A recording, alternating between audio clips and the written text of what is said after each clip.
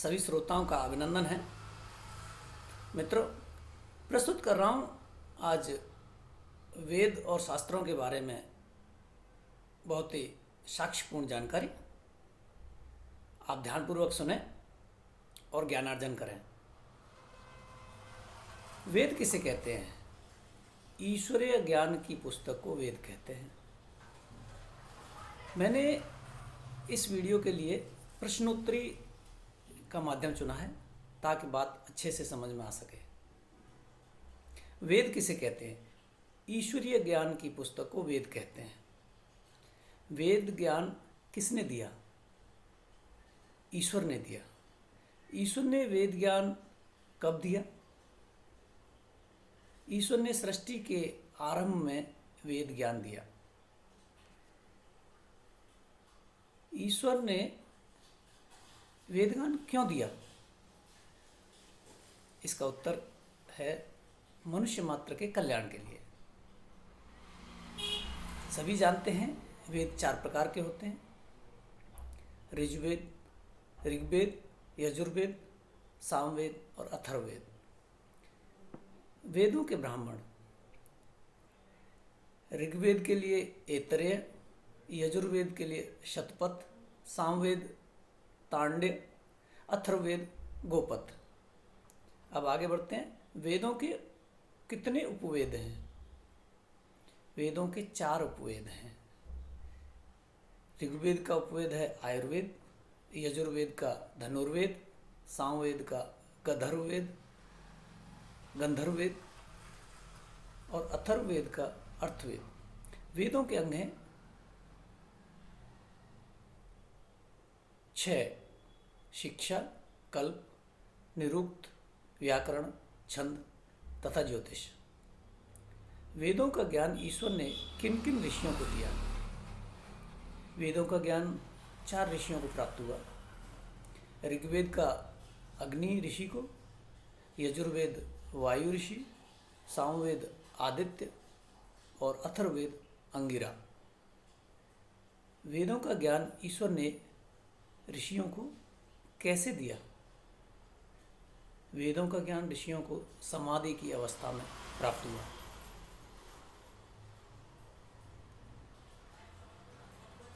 वेदों में किन विषयों का ज्ञान है? वेदों में सब सत्य विद्याओं का ज्ञान विज्ञान पूर्णतः मिलता है। वेदों के विषय कौन कौन से हैं?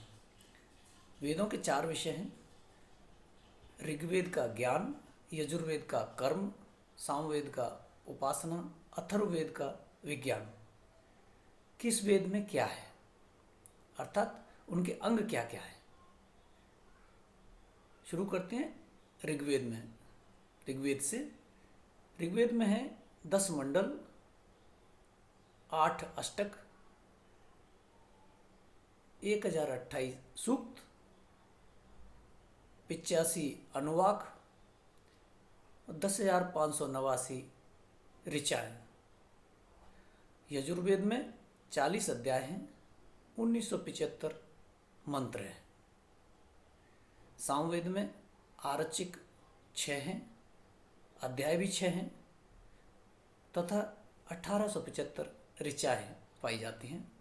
अथर्ववेद में 20 कांड हैं, 731 सूक्त तथा 5,977 मंत्र हैं। प्रश्न है कि वेद पढ़ने का अधिकार किसको है? मनुष्य मात्र को वेद पढ़ने का अधिकार है, अर्थात कोई भी मनुष्य योनि का जीव जो पढ़ा लिखा है वो वेद को पढ़ने और ज्ञानार्जन करने का पात्रता रखता है। क्या वेदों में मूर्ति पूजा का विधान है? यह बहुत बड़ा प्रश्न है। वेदों में मूर्ति पूजा का विधान बिल्कुल भी नहीं है। क्या वेदों में अवतारवाद का प्रमाण है? वेदों में अवतारवाद का प्रमाण नहीं मिलता है। सबसे बड़ा वेद कौन सा है? ऋग्वेद को सबसे बड़ा वेद माना गया है और वह प्रथम भी है। वेदों की उत्पत्ति कब हुई? वेदों की उत्पत्ति सृष्टि के आदि से परमात्मा द्वारा हुई, अर्थात 1,96,8,43,000 वर्ष पूर्व लगभग।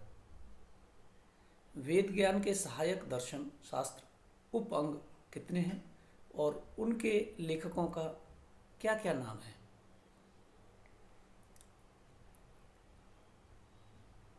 वेद शास्त्रों के निम्न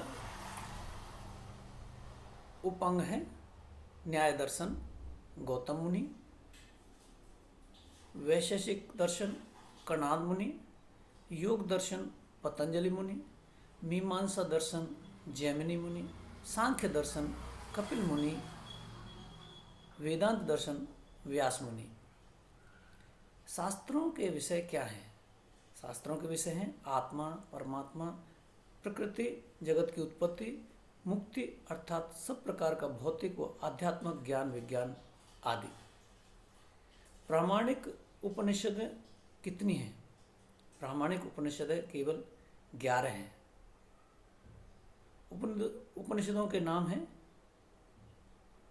ईश अर्थात ईशावाक्य, केन, कठ, प्रश्न, मुंडक, मांडू, ऐतरेय, तैत्तिरीय, छांदोग्य, बृहदारण्यक और श्वेताश्वर। उपनिषदों के विषय कहाँ से लिए गए हैं? उपनिषदों के विषय वेदों से ही लिए गए हैं। 4 वर्ण कौन कौन से होते हैं? ब्राह्मण, क्षत्रिय, वैश्य और शूद्र। 4 युग कौन कौन से हैं और वे कितने वर्षों के हैं?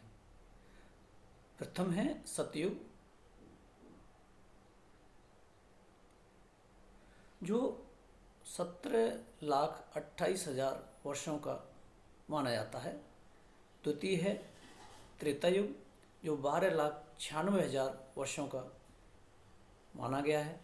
द्वापर युग में 8,64,000 वर्ष बताए गए हैं और उसी प्रकार कलयुग में 4,32,000 वर्षों का कहा गया है। कलयुग के 4,976 वर्षों का भोग भी हो चुका है। अभी कलयुग के 4,27,024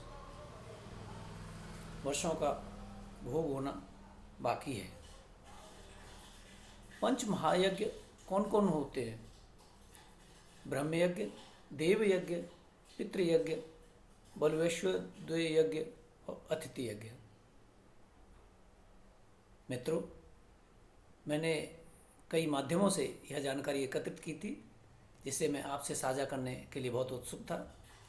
मुझे आशा है कि यह वीडियो सुनकर और इसके जानकारी को प्राप्त कर आप लाभान्वित होंगे और उसी क्रम में इसे अपने मित्रों से भी साझा करेंगे। फिर प्रस्तुत होऊंगा अगला विषय लेकर अगले वीडियो में। आप आनंद लीजिए इस वीडियो का और अपने साथ मित्रों से भी साझा कीजिए। धन्यवाद।